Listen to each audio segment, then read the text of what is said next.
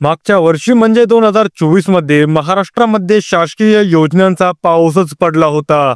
आता हे तुम्हाला आणि आम्हाला सगळ्यांनाच माहीत आहे की आपल्या नवीन आलेल्या सरकारने मागच्या वर्षी 2024 मध्ये सरकारी योजनांचा पाऊसच पाडला होता.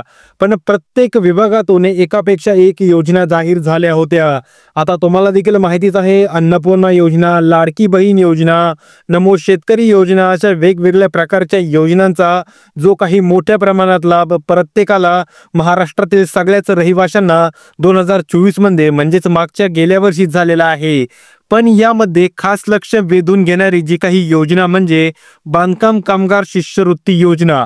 आता जर तुम्ही एक बांधकाम कामगार हा व्हिडिओ बघत असाल तर तुम्ही आतापर्यंत बांधकाम कामगार योजनेअंतर्गत दिली जाणारी जी काही स्कॉलरशिप असते त्या स्कॉलरशिपचा फॉर्म कधी ना कधी भरला असेलच, किंवा तुम्ही यानंतर भविष्यामध्ये देखील कधी ना कधी बांधकाम कामगार योजनेअंतर्गत शिष्यवृत्तीचा फॉर्म भरणार असाल तर आजची ही जी बातमी आहे तुमच्यासाठी सगळ्यात महत्त्वाची आहे.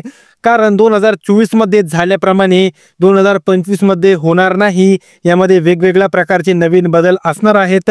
जर तुम्ही आतापर्यंत एकदाही कामगार शिष्यवृत्ती अंतर्गत एकदाही या योजनेअंतर्गत स्कॉलरशिपचा फॉर्म भरला नाही, जरी तुमचा विद्यार्थी पहिलीत असो किंवा ग्रॅज्युएशनची डिग्री घेत असो, तर तुम्हाला एकदा तरी हा फॉर्म भरायचा आहे. आणि भरला नसेल तर ही बातमी तुम्हाला पाहणं गरजेचं आहे. कारण सन 2025-26 या वर्षातील म्हणजे चालू वर्षातील नवीन फॉर्म भरायची जी काही प्रोसेस आहे ती चालू झालेली आहे.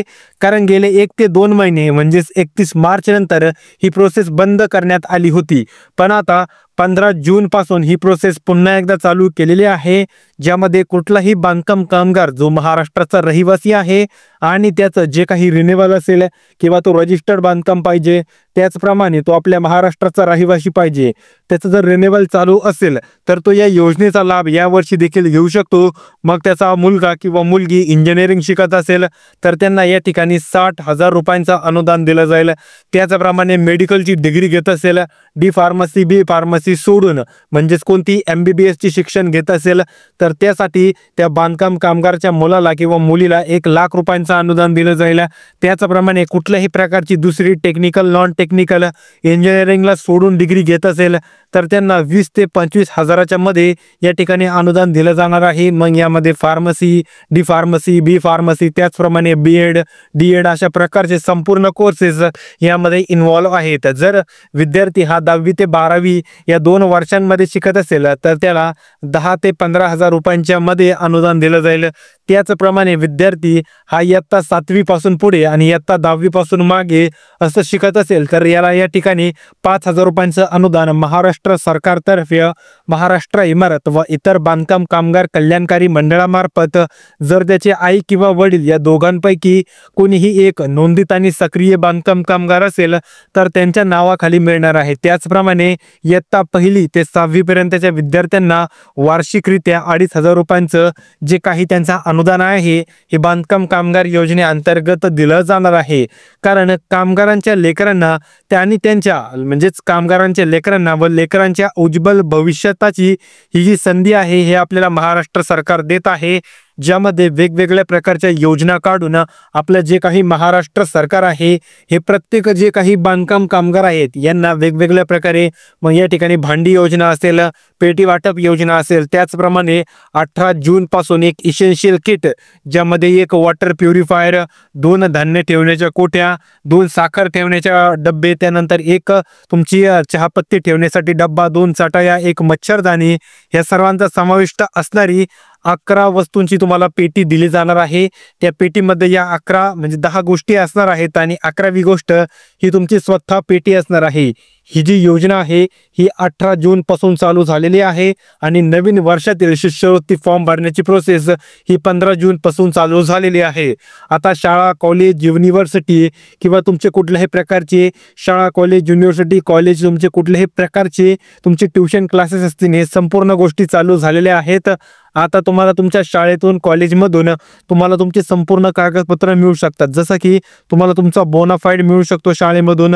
त्याचप्रमाणे तुम्हाला तुमचं ID कार्ड मिळू शकतं, गेल्या वर्षीचा तुमचा दाखला किंवा आपण त्याला तुमचं काय म्हणू शकतो मार्कशीट मिळू शकतं. आणि ह्याच 3 गोष्टी तुम्हाला सगळ्यात महत्त्वाच्या आहेत बांधकाम कामगार शिष्यवृत्तीची योजना फॉर्म भरण्यासाठी. त्यासाठी लवकरात लवकर आपली कागदपत्रे गोळा करा, कारण 2025 मध्ये देखील सर्वांनाच लाभ होणार आहे. म्हणजेच महाराष्ट्र सरकार त्याचप्रमाणे आपलं जे काही कामगार मंडळ आहे हे 2025 मध्ये ज्या प्रकारे आपल्या या मंडळाने 2024 मध्ये प्रत्येक बांधकाम कामगारांना त्यांची जी काही रक्कम असणार आहे स्कॉलरशिपची ती देऊन आनंदित ठेवलं होतं, त्याचप्रमाणे 2025 मध्ये देखील सर्वांनाच लाभ होणार आहे असं आपलं मंडळाचं म्हणणं आहे.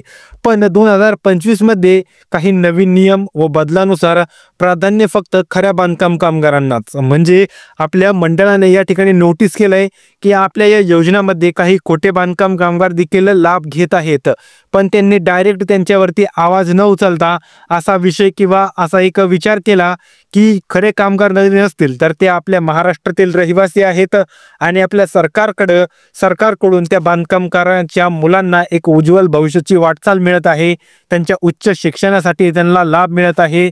जे विद्यार्थ्यांच्या घरातील त्यांची आर्थिक परिस्थिती बिकट असते.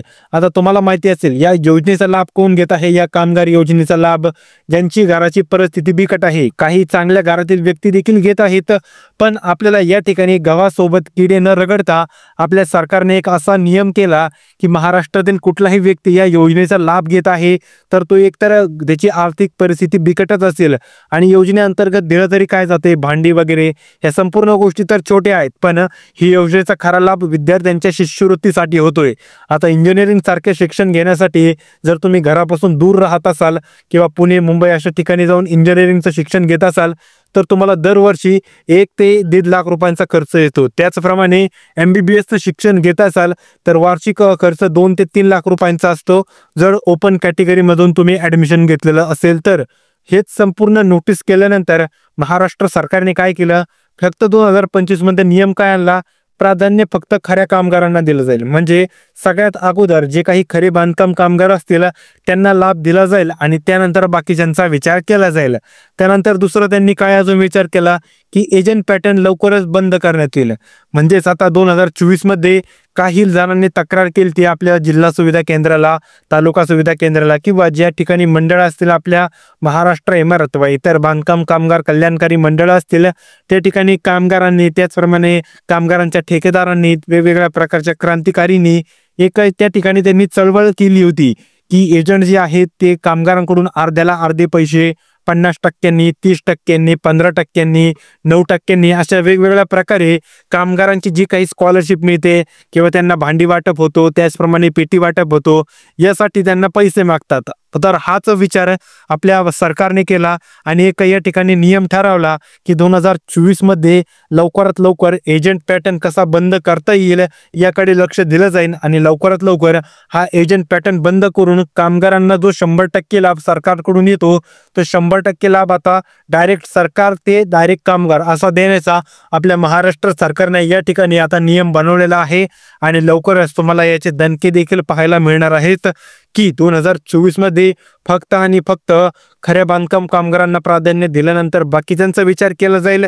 एजंट पॅटर्न देखील लवकरात लवकर बंद करण्यात येईल आणि जो काही कामगारांना मिळणारा खरा लाभ आहे तो 100% खरा लाभ फक्त आणि फक्त कामगारांनाच दिला जाईल. कारण महाराष्ट्र सरकारने ही जी स्कॉलरशिप योजना आहे या स्कॉलरशिप योजनेची स्थापना कशासाठी केलेली आहे की बांधकाम कामगारांच्या लेकरांसाठी ही आनंदाची बातमी ठरलेली आहे. कारण बांधकाम कामगार शिष्यवृत्ती योजना अंतर्गत आता विद्यार्थ्यांना मिळणार आहे 5,000 या ठिकाणी, तसं तर 2,500 पाहिजे होतं. 2,500 ही छोटी रक्कम असल्यामुळे त्यांनी डायरेक्ट 5,000 धरले आहे. पण आता बांधकाम कामगारांच्या मुलांना गेल्या काही दिवसांपासून 2,500 ते 1 लाख रुपयांपर्यंतची जी काही शिष्यवृत्ती आहे ती महाराष्ट्र सरकारकडून येत आहे. आणि कामगार मित्रांनो, एवढी शिष्यवृत्ती जर मिळत असेल तर नक्कीच तुमच्या घरातील मुलं जरी कुठल्याही प्रकारचं शिक्षण घेत असेल तरी देखील त्यांना 100% शिक्षण घेऊन द्या, त्यांच्या पायावरती उभा राहून द्या आणि ही जी तुम्हाला रक्कम मिळते त्यामध्ये त्यांचं शिक्षण देखील उरकणार आहे. कारण जर तुम्ही कॅटेगरीमध्ये ॲडमिशन घेतलं तर नक्कीच तुम्हाला तुमच्या फीपेक्षा जास्त पैसे मिळणार आहेत आणि जो काही वर्तळ खर्च असतो तो संपूर्ण तुम्हाला या महाराष्ट्र सरकारद्वारे या इमारत व इतर बांधकाम कामगार कल्याणकारी मंडळामार्फत मिळत असणार आहे. त्यासाठी लवकरात लवकर 2025 मध्ये सुरू झालेले महाराष्ट्र सरकारतर्फे सरकारी योजना मध्ये आपली जी काही शिष्यवृत्ती योजना आहे त्याचा फॉर्म भरा. लागणारे कागदपत्र देखील तुम्हाला सांगितलेले आहेत. जर तुम्हाला फक्त आणि फक्त ₹1 कसा फॉर्म भरायचा आणि कुठलाही एजंट न लावता कसा फॉर्म भरायचा यावरती व्हिडिओ पाहायचा असेल आपल्या घर बसल्या बसल्या तर या व्हिडिओवरती सगळ्यांनी कमेंट करा की आम्हाला तो व्हिडिओ पाहिजे आणि सगळ्यांनी 1000 लाईक पूर्ण करा. त्याचप्रमाणे आत्ताच चॅनलला सबस्क्राईब करा. ह्या संपूर्ण गोष्टी झाल्यानंतर या व्हिडिओनंतर लगेच दुसरा व्हिडिओ आपल्या स्कॉलरशिप योजनावरती अपलोड केला जाईल, ज्यामध्ये तुम्हाला तळापासून गाळापर्यंत, पायाच्या नाकापासून डोक्याच्या केसापर्यंत संपूर्ण या शिष्यवृत्तीची माहिती दिली जाईल आणि तुम्हाला योजनेचा 100% लाभ दिला जाईल. पण आजच्या व्हिडिओमध्ये आपण येथेच विराम देणार आहोत, कारण व्हिडिओ खूप मोठा होणार आहे. भेटूया पुढील महत्त्वाच्या व्हिडिओमध्ये. तोपर्यंत रामकृष्ण हरी.